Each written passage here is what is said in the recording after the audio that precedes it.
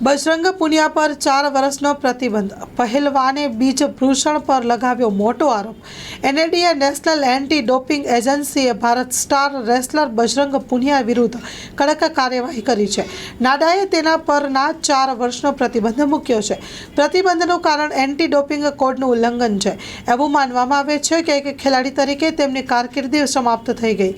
બજરંગ પુનિયાના સંદર્ભમાં એડીડીપીએ તેના આદેશમાં કહ્યું કે પેનલનું માનવું છે કે એથ્લેટ કલમ 10 પેટા કલમ 3 પેટા કલમ 1 હેઠળ પ્રતિબંધો માટે જવાબદાર છે અને તેમને 4 વર્ષના સમયગાળા માટે અયોગ્ય જાહેર કરવામાં આવે છે। આ પ્રતિબંધનો અર્થ તો એ છે કે બજરંગ સ્પર્ધાત્મક કુસ્તીમાં પાછા ફરી શકશે નહીં અને જો તેઓ ઈચ્છે તો વિદેશમાં કોચિંગની નોકરી માટે અરજી કરી શકશે નહીં।